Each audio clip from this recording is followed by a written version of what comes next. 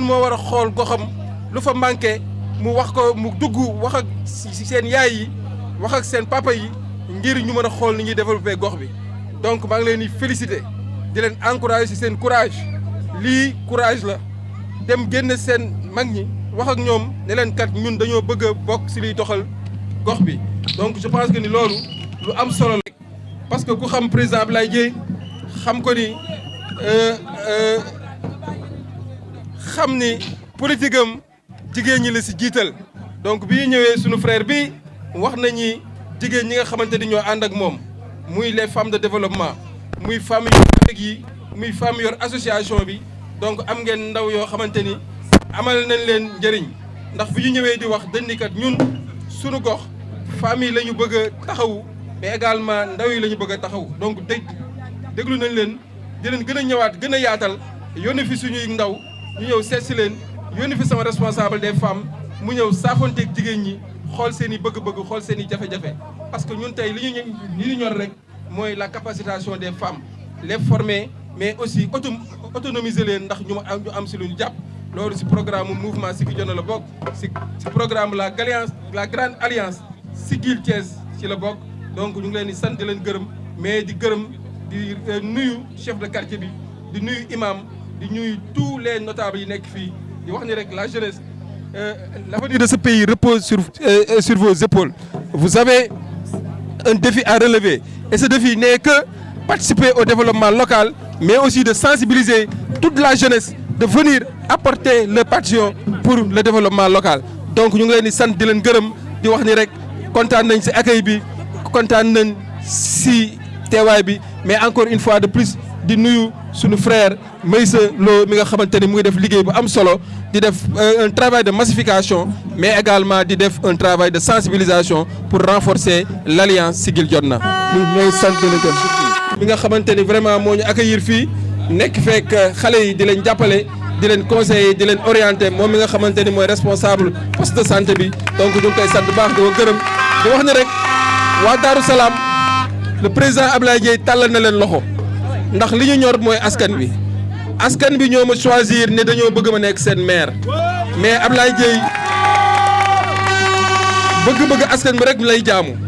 répondre aux préoccupations sociales des populations lu askan bi bëgg nañ ko lu ndaw ñi bëgg nañ ko te tey je pense que changement dafa war a am rupture dafa war a am ndax ndaw ñi jóg nañ kat taxaw ne war nañoo mën a defar donc am leen confiance ci ndaw ñi am leen confiance ci jigéen ñi pour que ñu mën a apporter changement ñu ngi lay sant bu baax di leen gërëm jërëjëf merci beaucoup.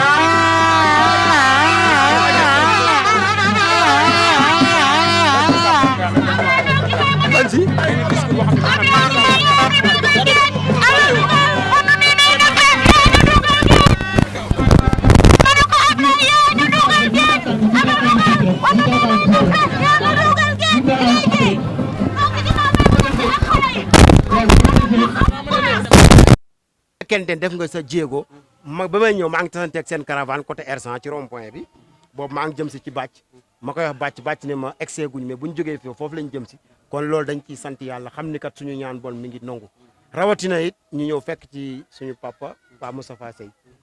muy góor goo xamante ni mën naa ni nitu diine la nit koo xamante ni kii ku ñu respecté la ci koñ bi ku ñu respecté ci faneen ak faneen muy suñu papa kon léegi ñun bu fekkente ne ñëw nañ toog ñuy sumb dara mu ñëw defal ñu ci ñaan suñu xel day gën a dal ndax xamante ne ni kat koo xamante ni kii fu ñu ko fekk ci liggéey la xam jaamu yàlla liggéeyal Sëriñ Tuuba kon kooku ñun suñu xel saa ñu tourné yem ci moom suñu xel day gën a dal Massamba mi nag dafa nekk koo xamante ni kenn la ci ñun ku ko jàppale ñu jàppale la ku ko woon ginnaaw ni woon la ginnaaw waaw loolu daal mun mooy lu xamante ni message boo xam ni ñi koy lancé ñun nag amuñu yemuwaay ci moom fu mu ñu soxla heure bu mu mënti doon ak fu mu ñu nañ dem pare nañu pour accompagner leen ànd ak yéen ngir yàlla ak moom ak jëmmam ji kooku ñu leen koy seereel waaw. man damaa siburu sax waaye damaa dégg ni Ablaye Dièye mooy ñëw ma dëpp ndax day ku baax ma fekk ko këram fekk ju baax di yaa may danga naan nit def baax fàtte ko waaye ki nga ko defal du ko fàtte may ànd ak Ndeye Ndiaye Diaw mu ne ci yow di sama xarit barki démb lañ ko jox sëñ Modou Kara kon xam nga ni sama nit la ma fekk la sa kër sa yaay yaa may di ku baax teral ma may la Ablaye Dieye yow laay seet say gàddakoor kenn puusu ma kenn dàqu ma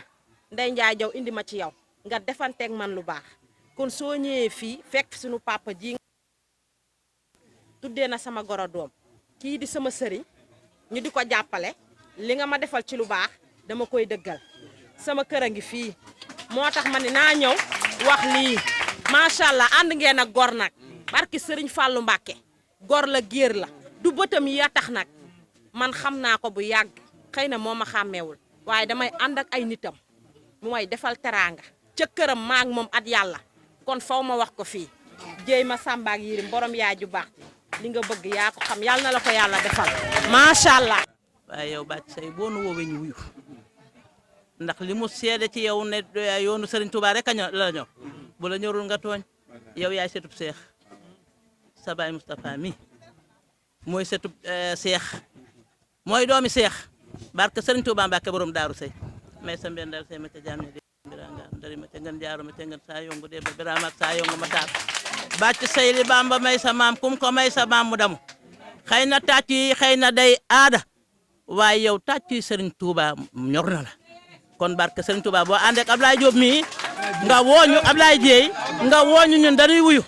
barke Serigne Touba sama jaay ji nag ma di ko ñaanal jàmm guddug fan nga ànd ak wér gu yaram moo ko sama baay ñoom la woon ma def sama baay di sama jaay di sama lépp barke Serigne Touba may sa mbir na kon yow waxuma la Bathie Seye waaye yow foo nu fanaan na dañ fay fanaan Ablaye Dieye nag ñu dina xamal ni la ñun Bathie Seye fu mu ñu woo ñu wuyu dan ñoo nax nag ba taay ñu bëgg nag nax yi dakk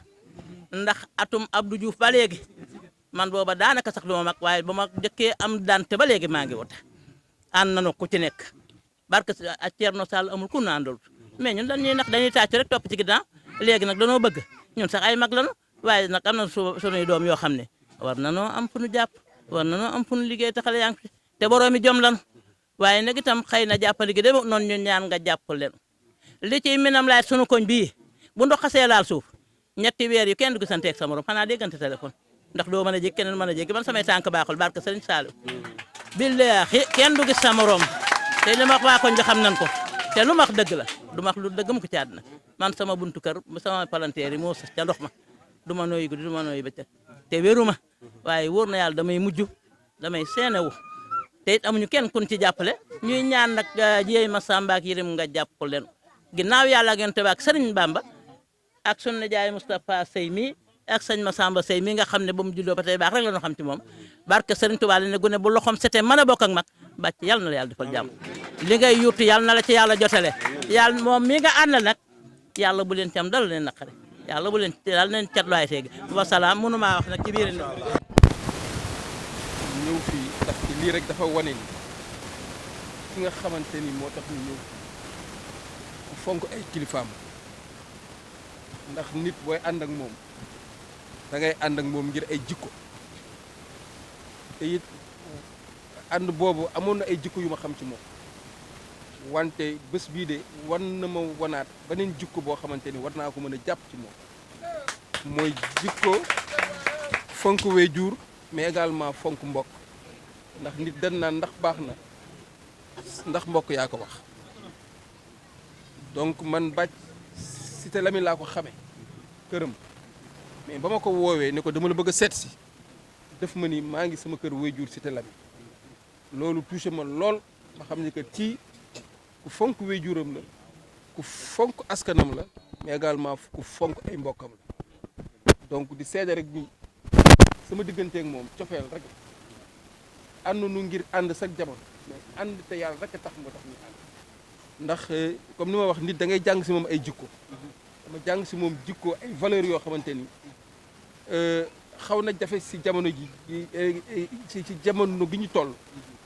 donc muy ànd nawle mais également muy ànd boo xamante ni yàlla rek moo tax donc ñu ngi koy sant di ko gërëm si kanamu ay mbokkam di wax ni moom lu ko ñor rek mooy askanam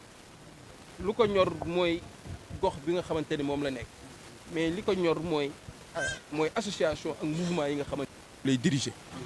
donc moo tax Bathie ñu ngi lay sant sama ñëw fii de lu ma yëg la sama xol ndax fonk gi ma la fonk ko ni man dama laa sopp nit booy ànd ak moom day am looy gis si moom man sopp laa gis si moom moo tax ma ñëw donc ñu ngi koy ñaanal yàlla yéene bi mu am si yéen ndax am na si yéen yéene ndax tey bi mu ñëwee fii xam naa ni yéenam gépp mooy jàppale goxam jàppale askanam te loolu dégg nañ ko ndax sunu frère Khadim bi mu jëlee kàddu dégg nañ yóbbante yi mu yóbbante ñun nag li ñu tax a jóg mooy gis ne li ñu tax a dugg ci politique sax amaana mooy gis lu ñu metti si gox-goxaan yi te mënuñu koo faj ñu ne kat loolu ñun de war nañu mën a faj si kaw askan bi wóoluñu si kaw askan bi comme li suñu wayjur wax ne quartier yi ñooy fal soo bëggee te kenn falu la mën a def ndax ku xam gox bi xam ni ay jafe-jafe kese la quartier populaire la quartier boo xamante ne amul infrastructure amul aménagement amul assainissement te nag nit ñi ay nit lañ nit ñi dañoo war a am cadre de vie boo xamante ni tey mooy tax ñu mën a am wér-gu-yaram ndax boo amul cadre de vie bu set doo mën a am wér-gu-yaram soo amul wér-gu-yaram doo mën a liggéey donc li ngeen fi wax yëpp dégg nañ ko loolu moo tax ñu engagé wu nekkat dinañ dugg si làng gi ngir ñi nga xamante ni defuñu fi dara ñu jëlee ko seen loxo teg ko suñu loxo ndax kat ñun jàpp nañ ni suñu yéene si askan wi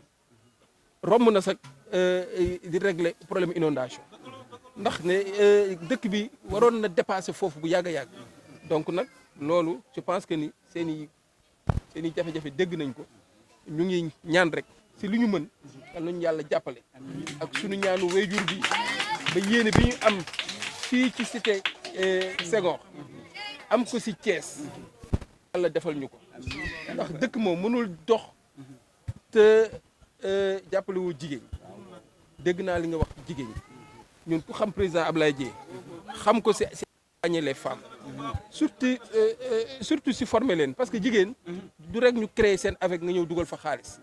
mais da nga leen di former si loo xamante ni boo leen joxee xaalis dinañ ci mën a liggéey parce que jigéen ñi ay jàmbaar lañ jigéen ñi toogatuñu seen kër ñu ngi si marché yi ñu ngi si mbootaay yi ñu ngi si jaay donc ñoom ku leen fekk fi ñu nekk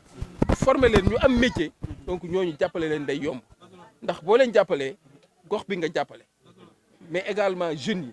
yi ndaw yi loolu ñun si suñu priorité lañ bokk suñu programme lañ bokk li ñu amas kas néew moomal ko suñu bopp ndaw yi ñu ngi leen ci jàppale mais amaana nit de mënoo def lépp tant que yoroo levier boo xamante ni askan wi ñoo la ko dénk su boobaa ngay gën a am responsabilité gën a am ay partenaires yu ñëw investir pour jàppale ndaw ñi parce que dëkk pour mu dox foog industrialisation foog ay sociétés yoo xamante ni ñooy mën absorber le problème de l'emploi te loolu amul Thiès te Thiès da di dëkk boo xamante ni dëkk bu am recherche la dëkk boobu bu am ay ressources la mais amaana ñiñ ko jox ñoo xamul naka lañ koy doxalee ñun nag jàpp nañ ni am nañ xam-xam bi am nañ mën-mën bi mais également am nañ relation bi bés buñ ñu dénkee li war si askan bi dinañ ko def donc ñu ngi leen di sant suñu frère Amdy Dieng bi nga xamante ni moo ku gis bàcc gis ko ñoom man dama leen a fonk seen association seen mouvement dama leen a fonk ndax fulla ak fayda ak bëgg seen bopp ak bëgg Thiès moo tax rek ngeen di def donc sant nañ leen gërëm nañ leen di wax ni rek tàllal nañ seen i loxo di xaar seen i xalaat mais également di xaar ngeen orienté ñu si li ngeen bëgg ñun si loolu la ñuy dox parce que boo ñëwee si gox da nga leen di déglu ñu wax la seen i mbébét ndax médecin bala ngay jox malade garab da nga koy seet mu wax la lan moo ko dal donc ñun xam nañ fi jafe-jafe yi te incha allah bokk na si suñu programme bu ñu askan bi wóoloo dénkuñu incha allah de Thiès dina am changement parce que dëkk ndaw moo koy defar dëkk ndaw bu am xam-xam moo koy defar am kilifa moo koy defar ndaw aussi doo nekk ndaw ne li fi mag ñi def baaxul da ngay taataan seen xam-xam taataan xalaat jël seen ñaan ñu orienté la ne la fii ngay jaar parce que am nañ bi am nañ jot bi am nañ temps pour mën a defar donc ñu ñaan rek askan wi ñu wóoluñu dénk ñu ba bi ñu am ñu def ko te yéene bi nag duñ ko def te ànduñu soog suñu frère bi bàcc parce que tey je pense que ni moom war na mën a nekk conseiller ndax taxawaay bi nga xamante ne am na ko si gox gi parce que lu muy wax sama jigéen ñi sama waa koñ sama association bi waa andi sport handicapé yi le social bàcc c'est l'homme social donc tey moom dañuy gis ci moom suñu bopp te nit ku dëggu nit ku am fulla am fayda loo ko jox mu yeggale ko fa nga xamante ni fa nga jaar donc ñun loolu la ñu di xam ci moom ñu yaakaar ci moom wax ni rek dina gën a féddale suñu côté ci mouvement bi nga xamante ni moom la ñu nekk bàcc am fa taxawaay bu am solo donc ñu ngi gën a féddale suñu colère di ko encourager mais aussi di tàllal loxo waa cité Senghor ñëpp dëkkandoo yi xarit yi am di jàmm yi jigéen ñi ndaw di leen jox nag rendez-vous di leen fi ñëwaat def porte à porte toog ak yéen waxtaan ak ñoom ngir que mbir mi gën a yaatu ndax tey visite de courtoisie lañ doon def seeti suñu frère bi bàcc ndax nit aussi booy ànd ak moom da ngay dem si ay mbokkam parce que nit baax na ndax mbokk yaa ko wax mbokk yi wax nañ ko loolu nit ñu gën a may courage ñu dénk ko ay responsabilité donc ñu ngi leen sant di leen gërëm di sàkk suñu ñaan suñu wayjur bi ñaan xam ne ñun amuñu lu dul kër Sëriñ Touba amuñu lu dul kër Seydi Hadji Malick amuñu lu dul suñu kilifa diine yi nekk ci réew mi bu ñu ñëwee fekk ay mag ñu baax ñu yéen dañu mën lu tàllal te ngeen ñaanal ñu ndax kat bëri na ay galgal wante bu ngeen ñu ñaanal rek incha allah dañu bëri ñu leen sant bu baax.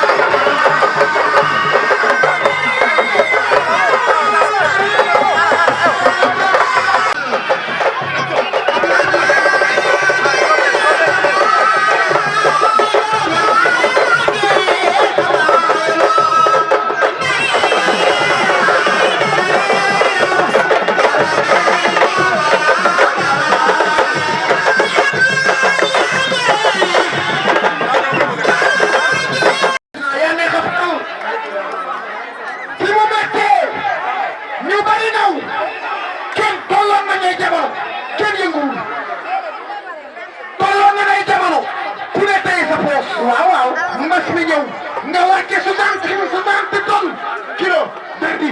di ko Sénégal joxe ceeb joxe suukar di faj nit ñi woote porte ouverte kenn du faj dara ci santé ki nga xamante ni étudiants yi jàngatulee yow di école bay professeur ñuy jàngale ki nga xamante ni tawul taayul nekkatul dañu téléphone am dayel ba bay dada bonjour le président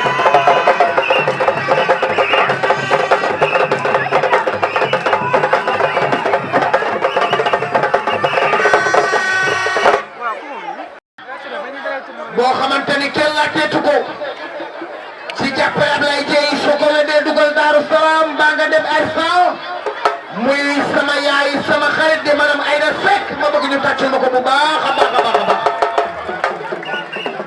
waaye tey président Ablaye ñëpp la bëgg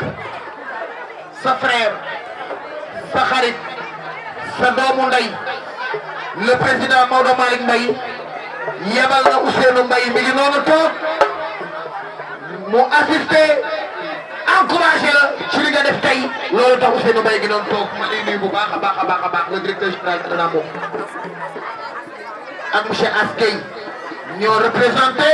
le président Maodo Malick Mbaye léegi nag bala damay jox kàddu gi nag une personnalité hors pair di jàmbaar dëkk fii ku ne xam ko ci liggéeyam. je crois que ne loolu am na solo mais man li ma bëggoon wax te bëgg nit ñi déglu ko mooy président Ablaye Dièye ñu bëri ngi dégg sikki jot na sikki jot na sikki jot na mais philosophie sikki jot na dëgg-dëgg mooy lan mooy sikki jot na yaakaar naa ni président Ablaye Dièye moom mooy incarné sikki jot na moom mooy wone sikki jot na lu tax ma wax loolu président Ablaye Dièye soo ñëwee ni ko dama am élève amul scolarité mu jox ko bourse mu dem jàngi ñun ñëpp fekke nañ en plein Covid mu séddale ñaata bourse plus de 300 en plein Covid comme li Diop wax léegi moment bi ñëpp dawee moom dong moo newoon ci terrain en plein Covid président Ablaye Dièye ceeb la teg ak dëwlin ak ay suukar jox ko kan jox ko ay nit yi nga xam ne ñoo ko soxla ñun fii si man amul benn yoon ko soxla fii ci koñ yaakaar naa ni grand ministre Diop ñu ngi ci kaw tribune bi moom mooy responsable du jàkke ji nekk fële keroog ba ma demee ni ko waa jàkke ji dañoo soxla moket dafa ne ma maître nañ maître ba xam ñaata la ñu maître ba xam ñaata la mu génn xaalis bi jox ma ñëw teg ko seen loxo ànd ak délégation boo xam ne ñoo demoon jox ko waa jàkke keroog ba ji taxawee ni président Ablaye Dièye koñ bi jeunes yi dañoo soxla wifi pour au moins ñi nga xam ne dañuy jàng par internet daf ma génne xaalis bi jox ma ni ma dem leen ngeen abonné internet pour waa koñ ba ñi xale yi di ci jàng réalisation la fii ci koñ bi kon nag jaadu na su ñëwee ci koñ bi fii su fi ñëwee nu ko neex lay doxee day doxee nu ko neex waaw président ñu ngi lay wax dalal ak jàmm ñun ñi ngi taxaw sa wet taxaw ci wetu ummi sunu sœur pour que li Koutaay wax le jour bi nga xam ne mooy jour scrutin bi ñu teg la ci mairie bi ndax sunu problème ñun mooy que ne mairie bi ci boppam fii suñu génne woon photo maire bi suñu génne woon photo maire Thiès Est kenn du ko xàmmee loolu maire la kenn xamul maire bi ndax dafa njool wala dafa gàtt mais c'est un problème mais loolu ñun ñoo ci war a jóg kon nag ñun fii Cité Lamy li ñuy exiger l'équipe municipale bu fi nekk mooy bilan mais fii kenn du fi dugg di def campagne te defaloo ñu bilan ba pare li ngi ñu jot a defal lan la loo fi waxoon lan la loo fi defoon lan la leneen duñ ko nangu duñu nangu leneen kon nag loolu mooy message bi maa ngi leen di gërëm di leen sant di saluer Madame Diop sama responsable Grand Sène Cheikh Tidiane ñu ngi ziar bu baax a baax Cheikh Tidiane yaa ngeen jëf ñu ngi leen di gërëm di leen sant di leen wax dal leen ak jàmm Cité Lamy. ñu ngi am kontaan ak mbégte tey ci lu mel nii wax dëgg yàlla tey boo ma gisee sax xam ne je n'ai même pas les mots parce que sama yaram dafa daw bi ñu fi tuddee ajaratu Fatmata Ndaw muy sunu mag ji nga xam ne moo jàppoon sama loxo jàpp loxo ajaratu Moussila boole ko loxo Ablaye Dièye téye ko daan ne ànd leen ak moom ba tegal ma ko ci mairie bi looloo nekkoon mébétam te wax dëgg yàlla ci la ñuy dox ba tey xam naa ne fa mu nekk tey xolam sedd na guy macha allah yàlla na ko yàlla yërëm taxare ko àjjana bi ci des mooy Moussila sama xarit sama doom nday tey am nañ mbégte lool ci lii nga def Olof Ndiaye nee na lu ne fànkeen du ko jeex Diop Olof Ndiaye nee na lu ne fànkeen du ko jeex lii leer na ba noppi Moussila wane nga sa bopp Cité Lamy Cité Lamy nag dama bëgg ngeen xam ne li Ablaye Dièye def fii ngeen di ko wax moom la def fépp ci Thiès macha allah Thiès Est ak Nord ak yëpp a ci bokk yam Ablaye li muy def fanaan na biti ñëpp xam nañ ko mooy géej gi am na ndox li ma bëgg nag mooy ngeen xam ne liy faj yëf yi mooy le jour des élections ñu dem voter président Ablaye Dièye teg ko ci mairie Est bi loolu mooy jeexal wax ji loolu moo ñuy sauver ndax kat fi mu toll nii dañ ñoo noot te te dañ cee war a jug loolu mooy li nga xam ne moo ñuy sauver kon nag na ko ñëpp xamee noonu wax ji jour élection yi la ñu dem voté président Ablaye Dieye wax ji jeex sunu naqar jeex loolu mooy dëgg bu loolu weesoo maa ngi remercier ñëpp waa Siggi jot na maa ngi leen remercier macha allah boole nañ xol yi mu nekk benn boole nañ xel yi mu nekk benn macha allah ànd ak Thiès yëpp liggéeyal président Ablaye Dieye kon yaakaar naa ni wax ji jeex na ba pare mbir mi leer na ba pare yàlla nañu yàlla may ndam wasalaam maa ngi nuyu ñëpp di ziar ñëpp macha allah kontaan nañu. maa ngi nuyu ñëpp di ko jaawal alors ma ne maa ngi nuyu mbooloo mi di ko jaawale ci borom koñ bi imam bi mu jotal ñu ko waa koñ bi yëpp. famille Ifra Silla di papay Oumy Silla tey Kumba Silla mii nekk seen mag jox ma kàddu famille bi pour mu wax ak yéen wax ju nag yóbbante la yóbbante bi mooy sant waa koñ bi parce que Oumy Silla mënul dara amul dara yéen a ko mënal yéen a ko defal parce que heure bii tey jii bàyyi ngeen seen soxla bàyyi seen njaboot ñëw wuy si ko ndax Ablaye Dieye ñu mu àndal Ablaye maa ngi lay xamal ne la maa ngi lay seedeel ne yaa ngi ànd ak nit ku am jom nit ku bëgg boppam nit ku fonk doomu aadama parce que tey jii defe naa ne kenn gënu maa mën a seede ci Oumy Silla xam naa ko homme élève denc naa ko am ak moom njaboot depuis 1986 ba léegi ñu ngi ànd je crois que 35 ans kenn ku ànd ak nit mën nga koo seede Oumy Silla nit ku gore nga nit ku fonk kóllëre nga la ma sa baay dénkoloon ba léegi nii mësula cee jóg waaye may sant spécialement aussi sa xarit yi ngay àndal parce que ku mel ni Kandi ku mel ni Ndeye Marème Silla je crois que depuis lycée Malick Sy ba léegi ngeen di ànd je crois que amitié dafay sincère lenn nag lay wax Ablaye Dieye généralement ñuy wut jigéen ñi ñoo leen di taxawu te heure bu ñu faloo dem ànd ak góor ñi nga xam ne kenn gisu leen fi na ngeen bàyyi xel ci jigéen ñi parce que jigéen dafa metti bàyyi soxlaam bàyyi doomam bàyyi njabootam topp la te li gën a metti mooy nekk intermédiaire mooy Oumy Silla rôle bi muy joué koo àndal mu defe ne la jox na la ay millions koo àndal ñi ci suuf defe ne dañ laa jox te àggul te yàlla xam na léeg-léeg du demee noonu nit da ngay ànd ak moom rek ndax ngor ëllëg ngor ngay jaay nit mu fay la ngor Ablaye dénk nañ la Oumou mu ngi noonu Cité Lamy ngi nii Oumy Silla lépp loo mënoon Cité Lamy yokk ko parce que nit ñi kat kenn moomu leen boo leen yëgee ñu yëg la boo leen yëgul ñu yëg la parce que soo mënee regrouper nit ñi jusqu'à cette heure là je crois que loo mënoon na nga ko yokk encore une fois maa ngi sant ñëpp di gërëm ñëpp au nom de la famille vive au soir du 23 ñu fal sunu maire bi Abdoulaye Dieye. Oumy Silla ñu ngi lay nuyu di kontaan ci yow di rafetlu sa jotaay bu baax a baax di la wax ni fii nga teg sa tànk foofu la Oumy Silla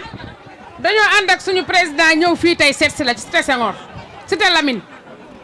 ànd ak suñu coordinateur ak suñuy responsable bi ñu ñëwee tam fekk nañ fi fekk waaye tam président Abdoulaye Dieye fonk na la ñi ngi caravane ci dëkk bi tey 50 fu ñu romb ñun lu xew ñu ni président Abdoulaye Dieye moo génn fu mu jëm day nuy ji jigéenam Oumy Silla kon tey responsable yëpp a ngi fii di kontaan ci jotaay bi di leen wax ne waa Cité Lamine président Abdoulaye Dieye da njëkku la ñëw Cité Lamine ci Oumy Silla am na ay mbedd yoo xam ne ñëw na fa am na fa ay responsable tey jii responsable Oumy Silla moo dajale nit ñi leen di ñaan képp koo xam si yaa ngi Cité Lamine tey responsable ngeen àndandoo doon benn say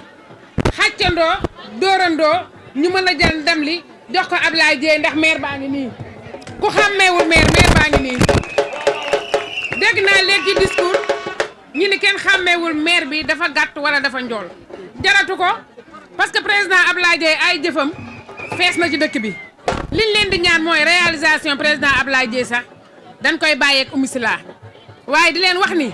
jàmbaar jii ñu àndal tey lépp lu mu def ci Thiès rek boppam la ko defal xam nga li tax dafa sonn ci président Macky Sall defal ko lépp defal ko lu nekk ba mu ko defalee tamit askanu Thiès la ko doon defal waaye tey dafa jot nag il est temps président Ablaye Dieye ay ambition locale yi mu amoon waaj bi moo ñëw egsi tey kon ñi ngi ñaan ñëpp sama mbokk jigéen ñi yéenay fal yéenay folli na ngeen fal président Ablaye Dieye gunge ko ñu ànd ak moom te mairie ba yéen waa Cité Lamy ndax gox bii kat champ de bataille la te yaakaar naa ne jigéen ñi Cité Lamy balaa góor ñee jóg ñu jóg kenn du leen ci mën kon ñoo ngi leen di sant di leen gërëm di leen dalal jàmm di ñaan rek élargissement bi comme ni ma ko waxee rek mu jëm te kanam merci beaucoup jërë ngeen jëf. day wone ni ànd nañ booloo nañ ñoom ñëpp bokk objectif di xàccandoo di dóorandoo tey nag dañoon jege ay échéance yoo xam dafa am importance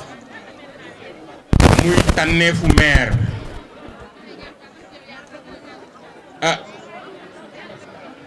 ma gis fële ñu bind fa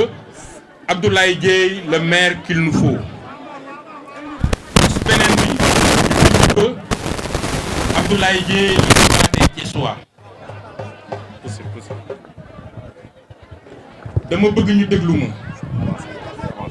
parce que ku gis ñu bind Abdoulaye Dieye le maire qu'il nous faut il faut nga questionner wu loo tax ma bëgg a laaj pourquoi Abdoulaye Dieye est le maire qu'il nous faut. Le coordinateur qui est Yacine Diagne li tax ñu ne le président Abdoulaye Dieye mouvement Siggi Jotna c'est le maire qu'il nous faut parce que dafa am lu ñu tuddee les 9 compétences transférées loolu ñu ngi ko tëgg depuis 1996 lu am ci loo xamante ne commune bi ci am pàcc bu ko muur jël lu ko état jël jox ko ngir mu taxaw ci ngir def ko. mouvement Siggi Jotna da koo tàmbalee te amul benn nombal tànk ci biir goxam liggéey boobu nga xam ne tàmbalee na ko dafa jëm ci action sociale bi nag ñëpp xam nañ ne bokk na ci les compétences transférées ci wàllu santé suñu xoolee hôpital régional ñëpp gis nañu parking bi nekkoon foofu ne mu meloon salte woon na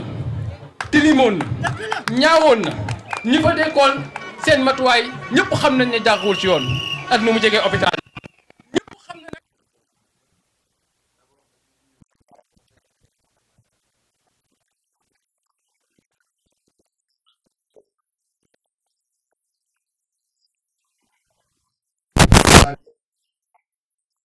problème social yaakaar naa ne buy social bu social ci mairie ba ngay wut te ña ngay xam ne ñoom nga war a jonkantoo sànq Diop wax na ko tout à l'heure et c'est très important donc day wane rek ni amour bi nga xam ne am na ko ci dëkk bi cofeel bi nga xam ne am na ko ci dëkk bi mais patriotisme ak citoyenneté bi nga xam ne am na ko ci dëkk bi donc ñëpp gis nañ ko muy question bi nga xam ne aussi tamit Thiessois yëpp da nga koy jàngatoo mooy question de l'assiette foncière yaakaar naa ni nag loolu aussi li nga xam ne tamit moo koy indi mooy souvent dañuy jël suñu municipalité bi di ko dénk ñoo xam ne tey jii xëy na dañoo am ñoom des problèmes personnels léegi bala ñuy servir askan bi nag ñoom plutôt la naan kaa ñu servir suñu bopp ba pare mais yaakaar naa ni moom ki tabax ba dëkk ba pare ci alalam ba pare tabaxal benn makkaan ni lii makkaanu askan bi la tabaxuma ko pour dëkk bi dama tabax permanence bi pour que askanu Thiès xam ne fii seen kër la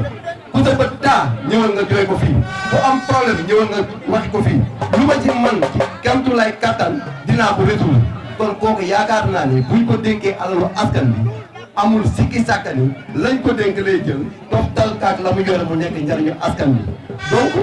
mooy yaakaar am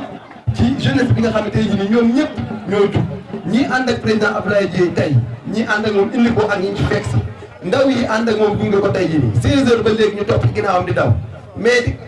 lan moo tax ñu topp ci ginnaaw kooku daw lan moo tax ñu ànd ak moom c'est très important c'est une question très importante qu'il faut se poser mooy que ni espoir moo judduwaat yaakaar moo judduwaat ci ndaw ñi mooy gis nañ ne accompagnement bi nga xam ne am na ko ci jeunesse bi dans le sport surtout parce que ñëpp gis nañ ko bërki démb si dagame gii ñu nekk ASC Jubóo bi muy dem phase nationale président Abdoulaye Dièye dafa envoyé une délégation te li ci gën a neex tamit bugguma sax ngeen leen di woo ñuy déplacé wu naan dañ koy jël si déedéet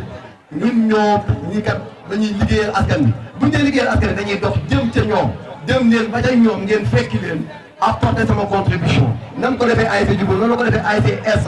bi nga xam ne ñoom ñoo doon représenter la commune Est dans les phases nationales noonu la ko defee aussi dans les instances yi nga xam ne ñoom ñoo yore football local bi muy Marécab de Thiès donc toujours muy accompagner le sport toujours muy accompagner la jeunesse ñu gis que ni vision boobu nga xam ne kii kat mu ngi koy porter loolu nga xam ne moom tey jii mu ngi koy développer sans pour autant ñu confier ko des responsabilités parce que je le rappelle il n'est même pas un conseil municipal tey jii nii bu ñu doon def protocole bu ñu doon nuyoo ci yoon dañoo war a commencer ci madame Doussila moom mooy conseillère départementale tey Abdoulaye Dièye n'est pas un conseil municipal mais xaalis ni mu saxee ci xol nga koy tibb pendant près de 5 ans di ko jox ci askan bi te daa am benn confidence bi ma def un jour ñu toog di waxtaan mun na man Massaer dama yaakaar ni mission bi ma yàlla jox la rek may séddale man ko tey jii mun ma tey jii yàlla bu ma joxee loo xam tey jii ëpp na sama wërsëg man dama cee war a jàppale nit ñi mission bu ma dénk la tey jii su ma ko deful woon xëy na mu jëlaat ko donc esprit bi nga xam ni ñu ngi koy développé dans l'assistance sociale dans la proximité tey jii li ma gën a marqué ci moom ñuy wax le maire qu'il nous faut mooy que bu ñu ko déggoon ñett yéen du ñu daal mooy kenn du dégg ñu ne ko ñu ne luubal na loolu du ñu daal parce que kuy jëf ci xaalisam boo ko defee xaalis ak li nga wax askan beneen bi bu ñu ko déggoon kenn du ni moom kat bëgg nañ kaa gis mais jafe naa gis parce que mu ngi nii il est très accessible na l'autre fois loolu la ñu wax mu ne damaa bëgg sama cortège sax ngeen di écarté wu askan bi di ma jigee c'est très important c'est-à-dire que parfois moom sax proximité bi nga xam ne bëgg na ko ak askan bi jigéen bi nga xam ne bëgg na ko jigéen ak askan bi daf koy développer chaque jour di ko mandarga ci ay jëfam ci ay waxam ci ay doxalinam kon kooku bu ñu ko faral aussi maire bu jige askanam lay doon te loolu dafa am solo di nga tey jii ni population dina am lu leen tal yow maire bi amoo saafara si mais tey jii nga daal sa oto daal di ñëw toog ak ñoom ñu gis la rek seen rangoon day far parce que dañuy xam ne kii kat yëg na leen te président Abdoulaye Dièye ñi ànd ak moom ñëpp li ñu ko toppee mooy yëg bi nga xam ne moom la am ci doomu aadama yi. beneen bi mooy xam nañ ne bu ñu ko tàmboon aussi au niveau de la commune de Thiès Est une gestion transparente lay doon une municipalité au service exclusif de ses mandats lay doon une gestion participative et inclusive pour l'essor de la commune de Thiès Est donc il faut le choisir il faut parler de cette science. Merci. bi ñuy diggu ci politique en 2016 2017 soxlawuma fal soxlawuma ndomba tànk loolu la ci duggee woon waaye moomul boppam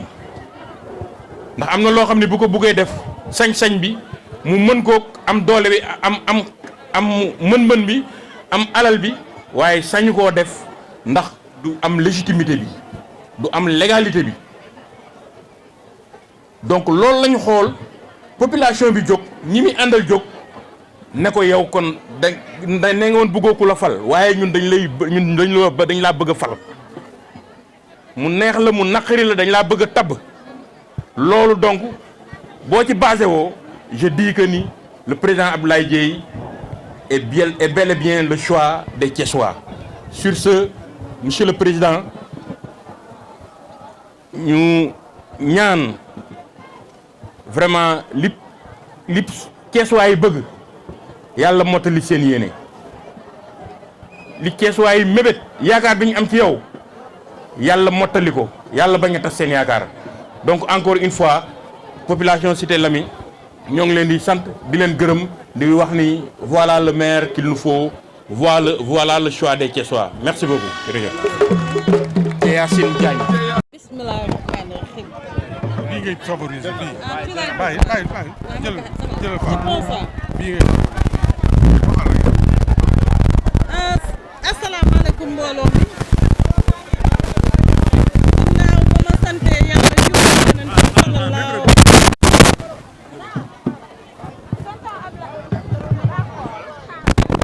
bismillah. asalaamaaleykum mbooloo mi. ginnaaw ba ma sante yàlla julli ci yonent bi sallallahu alayhi wa sallam. maa ngi sant sama ñaari waajur. di kontaan bu baax ci li nga xamante ne bii tey moo fi am balaa may wax dara comme on dit damay ñëw sama mag ji nga xam ne bii mooy Adja Fan Ndaw yàlla tey fi ma taxaw di wax lépp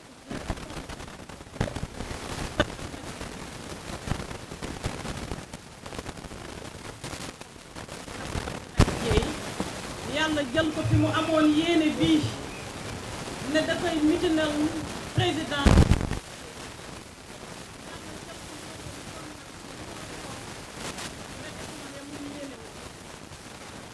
kon nag maa ngi leen di sant di leen gërëm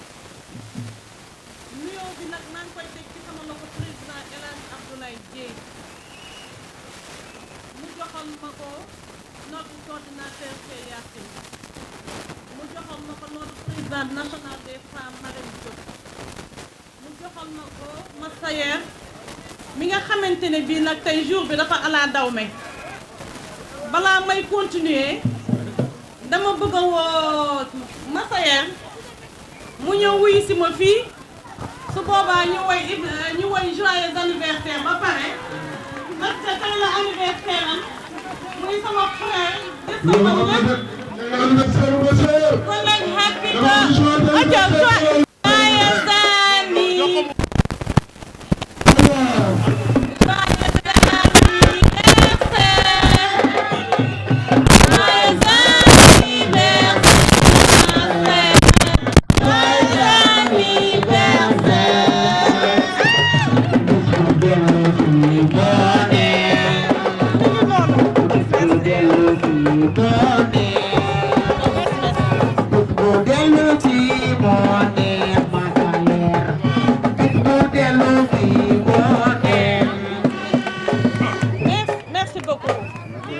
te defe naa ne itam bis bi nga xamante ne bii dama ko tànn def ko meeting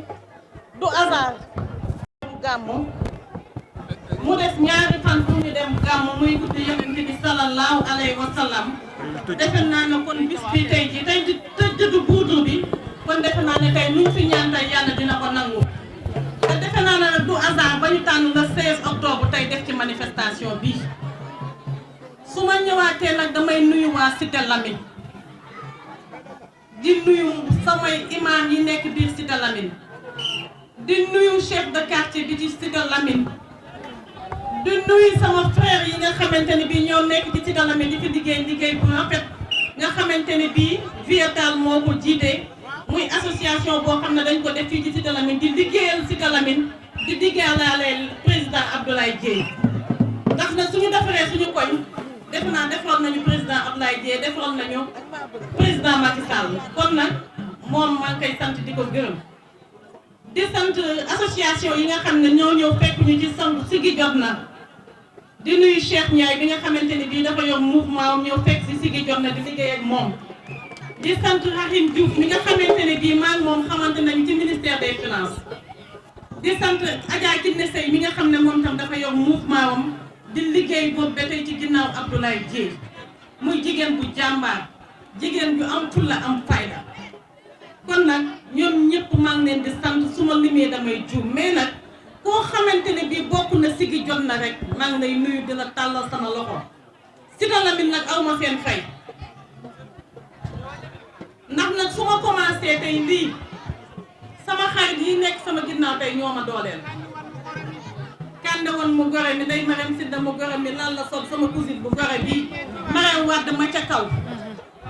ñoo xamante ne bii fu ma jëm rek ànd nañoo ak man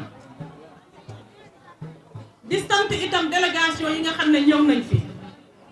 ndax tey sama ñaari camarades yoo xam ne dama nekkoon ak ñoom ci beneen parti dañu jóge Dakar déplacé wu ñëw tey jii ci meeting bii am ñoo xamante ne bii itam dañu jël vol jóge États-Unis ñëw tey ci meeting bi muy sama taaw bu jigéen muy Mame Aram Diop kon nag defe naa ne meeting bi dafa ala daw me comme on dit mais nag man su ma toogee di lim li nga xamante ne bii moom la président Abdoulaye Dièye defe naa ne tey fi la ñuy fanaan mais nag comme samay collègues yi sama camarades yi fi jaar ku ci nekk wax na li nga xamante ne bii moom la président Abdoulaye Dièye def bu mu commencé politique ba tey maa ngi ñaan yàlla may ko gudd fan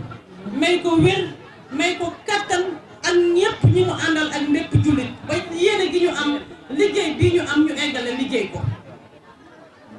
léegi nag li ma waroon njëkkee sax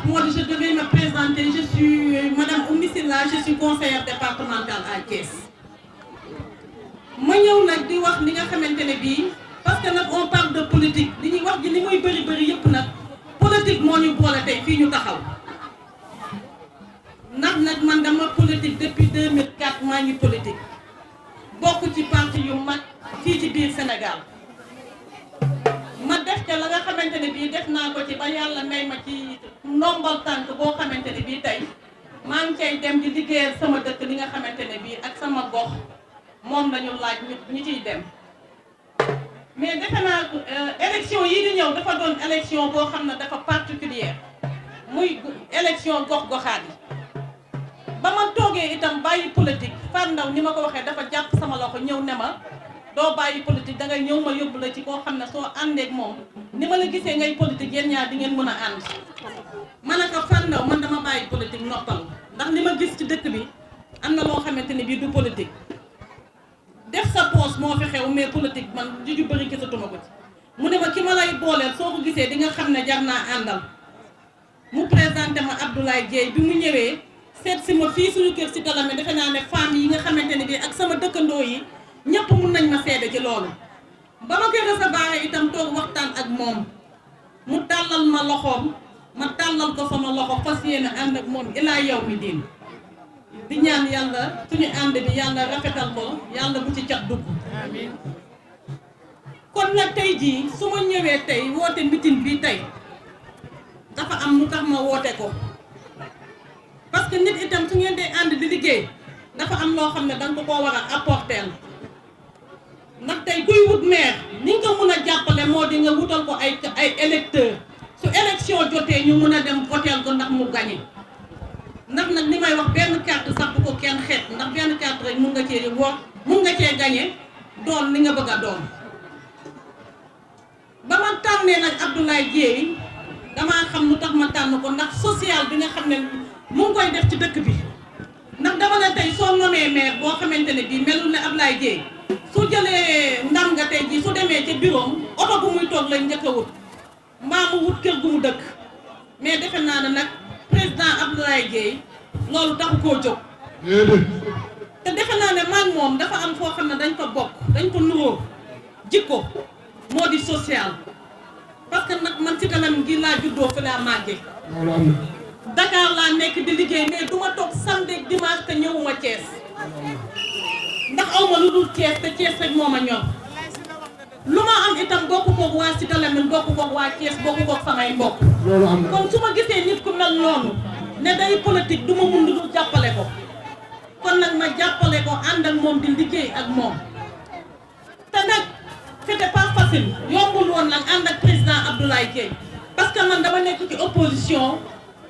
depuis le président Abdoulaye Wade demee ba tey man ci opposition laa nekkoon ndax ci AGD maa nekk conseiller départemental mais tey dama bëgg tey ji njiitu réew mi xam ne waxuma liggéey bi président Abdoulaye Dieye di liggéey ci biir Thiès ni mu def tey ji ba ay nit xëcc ko mu jëm ci ñoom loolu des naa président xamu ko ndax man mii ba ma demee toog itam ba gis Abdoulaye Dieye muy liggéey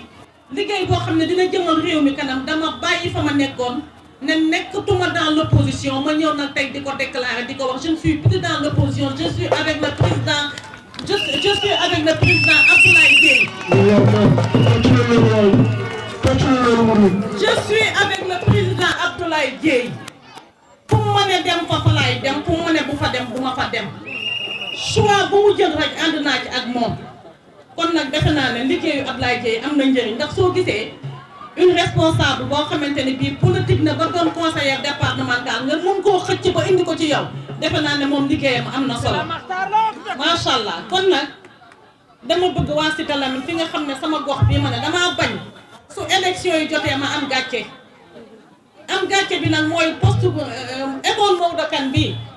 élection jot ñu sànni carte yi voté ngoon nga jot Abdoulaye Dieye gagné wu fi ñaanuma ko yàlla bu mu am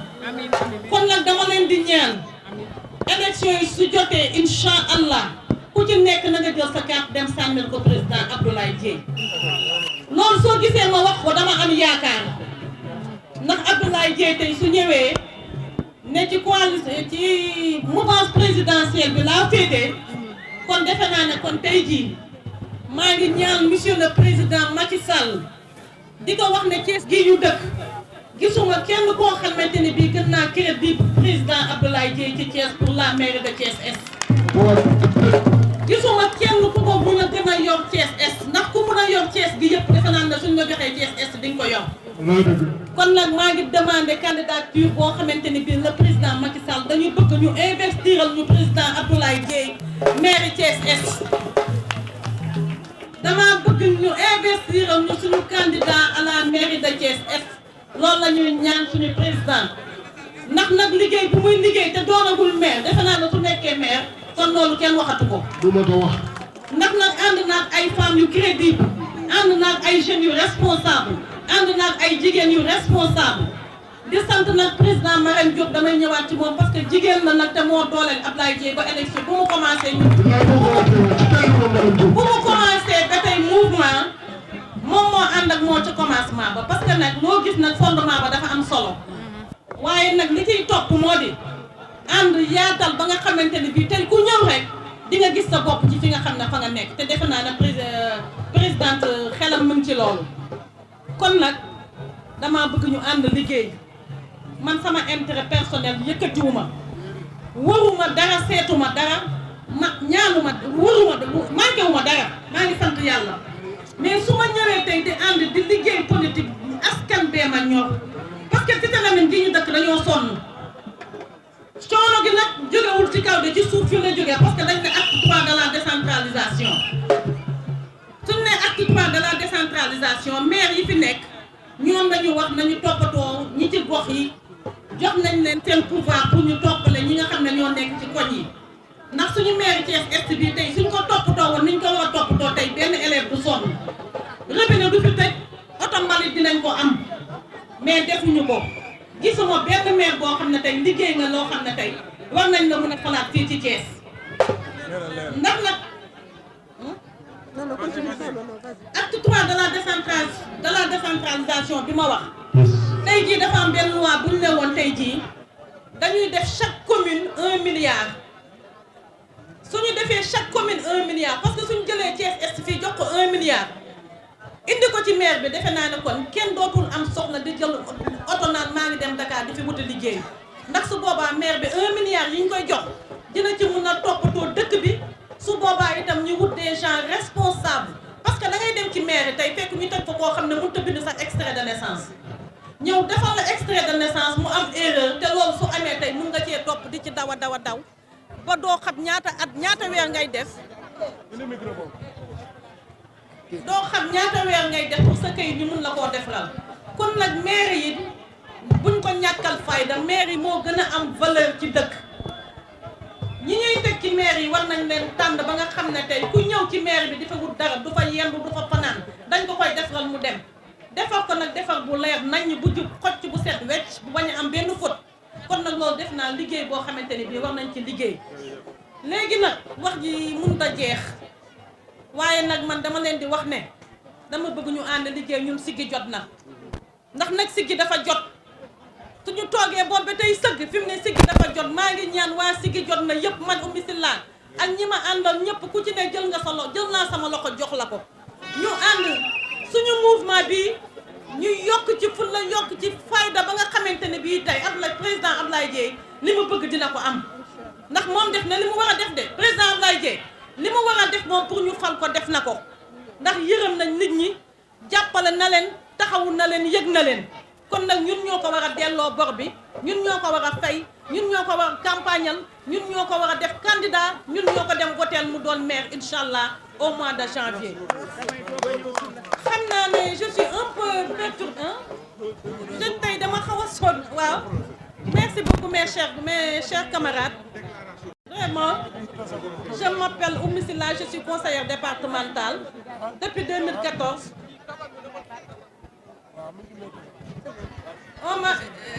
Je salue la mémoire de Madame Fatmata Ndaw qui m'a mis en rapport avec le président Abdoulaye Dièye pour bien travailler et changer Thiès et surtout Thiès-Est, notre commune. Je pense que dans un pays, si on trouve quelqu'un qui est assez responsable, un homme intelligent, un homme intègre, un homme respectueux, un homme vraiment social, qu'on nomme le président Abdoulaye Dièye, il n'y a plus de raison de rester chez soi pour ne pas faire de la politique. On doit se lever tous, former un seul groupe pour élire le président Abdoulaye Dièye au mois de janvier pour les élections locales. Et en ce moment, je demande à son Excellence, Monsieur le Président Macky Sall, j'attire son attention sur Monsieur Abdoulaye Dièye, qui est un jeune dynamique, un jeune travailleur, qui fait tout pour la bonne marche de cette commune. Donc je pense qu'il est le mieux placé pour être candidat à la mairie de Thiès-Est. Et je lance un appel au président de la République. Monsieur Abdoulaye Dièye, c'est le choix des Thiessois, c'est le choix de la commune de Thiès-Est. Donc,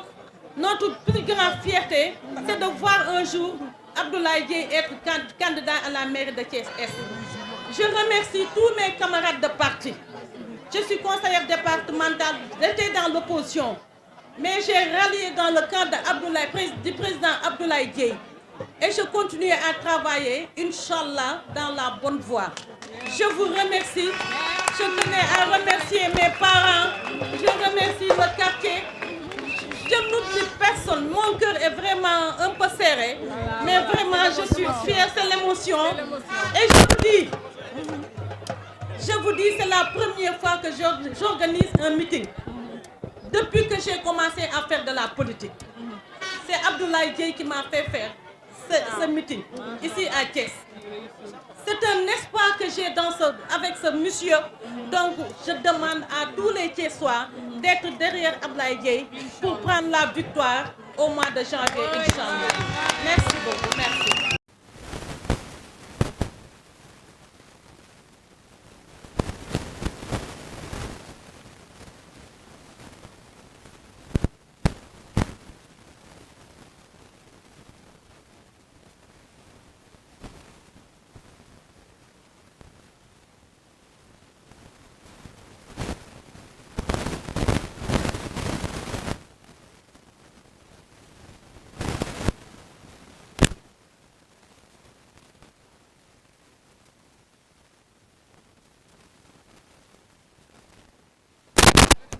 mais qui représente beaucoup de choses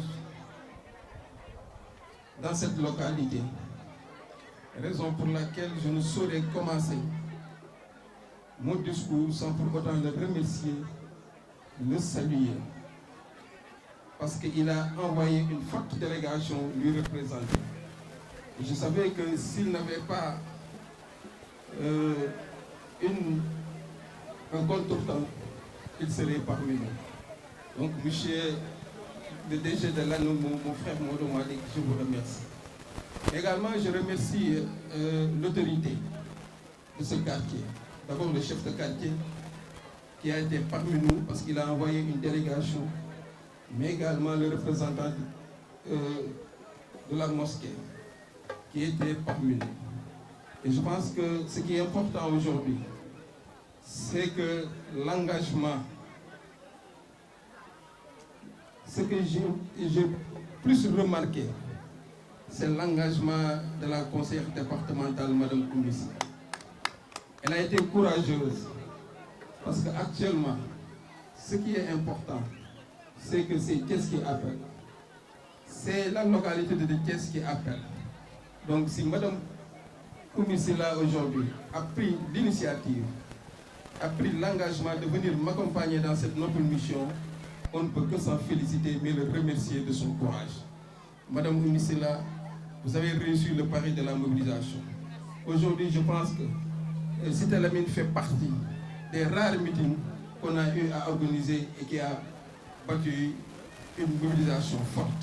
Donc nous vous remercions de cet engagement, mais également de cette conviction forte que vous avez envers ma modeste personne pour nous accompagner dans cette noble mission qu'on a pour relever Thiès, pour apporter un changement, mais également pour répondre aux préoccupations sociales des populations. Vous l'avez dit, je ne vais pas en revenir. Et la jeunesse a parlé. Massaër a fait un plaidoyer. Le coordonnateur, je vous remercie du discours éloquent que vous avez eu à faire. Cela montre que le président Abdoulaye Dièye est entouré d'hommes de valeur, mais également de femmes de valeur qui reflètent son image. Et là, je vous remercie très sincèrement. Vous dire qu'aujourd'hui, ce qui est important, c'est que je suis un serviteur de la population. Vous avez dit que vous voulez avoir un maire et que Abdoulaye Dièye est maire avant d'être maire.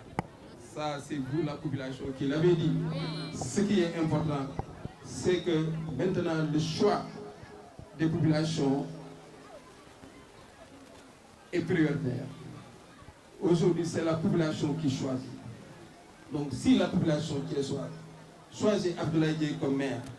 là, je pense que nous ne pouvons qu'en féliciter, mais nous l'acceptons à bras ouverts, parce que ce qui nous importe, c'est répondre aux préoccupations sociales des populations. C'est que si la population appelle, le président Abdoulaye Dièye est présent. Donc, je vous remercie très sincèrement de cette belle initiative, mais sachez que nous serons toujours à vos côtés pour répondre aux préoccupations sociales des populations, parce qu'aujourd'hui, Thiès a besoin d'une rupture. Thiès a besoin d'un changement. Et ce changement-là doit s'opérer au niveau des femmes, mais également au niveau des jeunes. Je lance un appel à la jeunesse d'être consciente, de penser que ce qui est important aujourd'hui, c'est que toute la jeunesse doit s'engager. On ne doit pas croiser les bras pour dire qu'on ne va pas participer au développement local. Parce que les élections municipales sont des élections de proximité, sont des élections de développement. Je lance encore, j'incite à la jeunesse de venir nous accompagner dans cette noble mission qui est de réunir Thiès, mais également d'apporter un changement pour un Thiès meilleur. Merci beaucoup, je vous remercie. Ce sont des élections de proximité, ce sont des élections des populations thiessoises qui vont choisir leur maire. Donc si aujourd'hui ils disent qu'Abdoulaye Dièye, je veux que vous soyez notre candidat, nous sommes entièrement ouverts, mais aussi, comme vous le savez, nous sommes dans le processus de discussion avec l'ensemble des responsables de la coalition Benno Bokk Yaakaar qui sont à Thiès, mais à l'heure venue, vous saurez que Abdoulaye Dièye participera activement sur les élections locales et que rien ne peut nous empêcher d'être candidat au niveau de la commune de Thiès-Est. Vous verrez dans quelle manière le mouvement Siggi Jotna va aller vers les élections. Merci. maa ngi sant ñëpp di gërëm xam naa sama wax sa ñëpp wax nañ ko jigéen ñi wax nañ góor ñi wax nañ ndaw ñi wax nañ mais li may gën a jàpp si meeting bi mooy engagement bi nga xamante ni pas-pas bi nga xamante ni sama sœur madame Oumy Sylla am na ko ndaxte yombul nga jóge ci parti jóge fu kaw a kaw ñëw wàcc ngir dooleel koo xamante ni ndaw la jàpp nga ni am na vision kii bu ma ko jàppalee mu daw loolu il faut que nga nekk jigéen bi jàmbaare jigéen ju am fit mais également jigéen boo xamante ni li ko ñor mooy Thiès li ko ñor mooy jàppale askanu Thiès te loolu la ñu gis si moom madame Oumy Sylla di une femme brave une femme boo xamante ni ba ma ko xamee yàggul mais engagement ak détermination la àndal mais également ànd bi dasee ànd ak ay nit ñu am valeur ay jigéen ak ay ndaw yi nga xamante ni tey moom la fekk fii ci Cité Lamy. Je profite de cette occasion pour nuyu ki nga xamante ni mooy kilifa gox bi jiital si le chef de quartier mais également jiital si imaamu koñ ñoom ñëpp teew nañ envoyé nañ ci ay délégation loolu day wane rek ki nga xamante ni mooy suñu sœur Oumy Sylla am na taxawaay fii si koñ ndax nga woote nit ñi ñëw loolu lu jafe la mais lii day wane rek gëm-gëm bi nga am mais aussi engagement bi nga am pour accompagner sa gox bii di Cité Lamy mais nag loolu bi boo ko defee c'est parce que da nga gis ni président Abdoulaye Dièye dafa am projet de société moom nga adhéré pour ñëw ànd ak ñun accompagner wu si vision boobu mais du ma wax te du ma remercier ñi nga xamante ni ñoom nga fekk ci gox bi ndax avant suñu sœur Oumy Sylla suñuy frère ñoo fi nekk ku mel ni le frère Moussa Diop di nit ku jàmbaare di nit ku gëm mouvement Siggi Jotna depuis les débuts du mouvement Siggi Jotna ba léegi ngi taxaw di liggéey bu am solo mais également suñu frère Koutaay Fall jàmbaar je pense que tey bu ñuy wax massification bu ñuy wax visibilité du mouvement Siggi Jotna mu ngi si liggéey bu am solo donc Koutaay ñu ngi lay sant di la gërëm également di sant suñu sœur mais suñu sœur Yombe Ndiaye vraiment moom it Cité Lamy la nekk fi responsable di liggéey bu am solo mais également suñu sœur Kiné Diagne aussi si responsable yi la bokk nekk responsable de première heure boobu ba léegi ñu ngi fi di liggéey donc bu ñu ñëwee fii dañ leen di sant remercier bu baax a baax mais également remercier suñu frère Massamba Seye sant bi ñu doon ñëw këram lañu jaar nuyu ko ziar ko ndax it am na taxawaay bu baax a baax si mouvement bi mais nag duñu terminer te duñu sant suñu yaay maire Yaya Diop ñi nga xamante ni tey ba mu jàppee ba léegi bàyyi depuis mouvement Siggi Jotna taxaw ba léegi suñu yaay la mais fu mouvement bi amee doole fii ci Cité Lamy participer na ci pour développer ko donc maire Yaya sa doom mu ngi lay gën a nuyu mais également di am yaakaar si yow ñu àndandoo liggéey bu am solo di nuyu nag ñi nga xamante ni ñoo ànd ak Oumy Sylla di ko jàppale mooy xaritam yi ñoom day may Sylla bu ma limee bu may juum gis naa taxawaay bi ngeen xamante ni am ngeen ko derrière suñu sœur Oumy Sylla ndaxte Oumy kat li naan nit baax na ndax mbokk yaa ko wax mais mbokkam yi vraiment seede nañ ci moom ay kàddu yu rafet seede nañ ci moom pas-pas seede nañ ci moom bëgg bi nga xamante ni bëgg na réew mi parce que monsieur Diop jël na fi kàddu au nom de la famille mais loolu day gën a dalal suñu xel xam ne ki ñu àndal jàmbaar la ki ñu àndal bëgg na ay mbokkam mais également ki ñu àndal bëgg na gox mais bu ñu nuyu ñooñu nag dañuy nuyu ñi nga xamante ni ñoom nga àndal si ànd dooleel bi te ànd dooleel bu amee mënuñu si bañ a nuyu mais di rappeler à sa mémoire sunu yaay Maram Fatmata Ndaw ndaxte tey bu ma xamanteeg Oumy Sylla moom moo tax bu ma xamanteeg madame Camara moom moo tax bu ma xamanteeg ñeneen moom naa tax te mëbëtam romboon na fii donc tey je pense que tey bu ñëwoon fii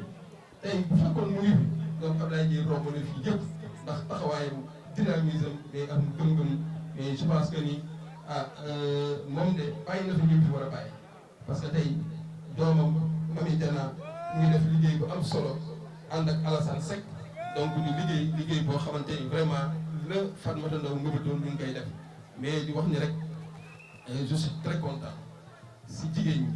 madame Camara Kiné Seye ñu ngi lay féliciter di la remercier gis nañ sànq la caravane vous avez mobilisé une forte délégation de Jakarta ñu ñëw accompagner loolu mooy jàppale booy jàppale nit da nga koy yokkal booy jàppale da nga koy dooleel te ñu nekk fi ñëpp loolu la ñu am pas-pas loolu la ñuy def man nag li ma wax rek ndaw kese laa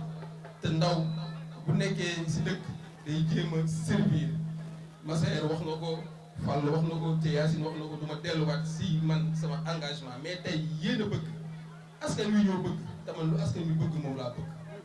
askan bi lu mu wax si loolu laa ànd élection maire nag dama jàpp ni ko élection politique élection gox-goxaan la élection bu gën a jege gën a yey mais kat man de jàpp naa ni jege naa askan wi te yéene naa askan wi te li ma yéene yëpp Thiès je pense que ni tey bu askan bi amee suñu confiance wóoluñu teg ko suñu loxo Thiès dina am changement Thiès dina am beneen xar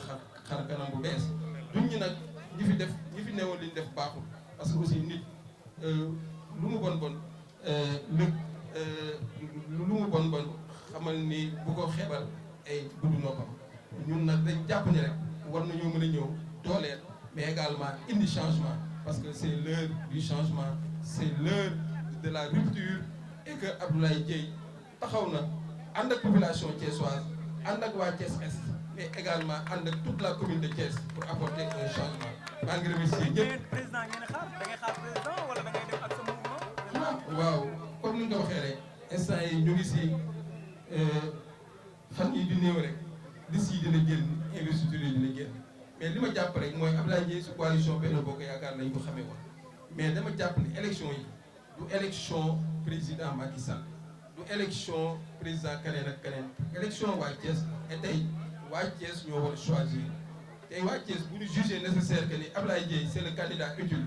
c'est le candidat de l'espoir c'est le choix des Thiessois donc liste bu waa Thiès bokk man ci liste boobu laa bokk donc j'attends l'appel de la population bu ñu tàllalee loxo ñu ñëw accompagner leen mais xam leen ni kat nous serons dinañ bokk ci élection yi te it dinañ def lu tout ba askan bi li ñu bëgg ñu mën leen ci ànd ak ñoom ñu ngi leen sant leen gërëm jërëjëf.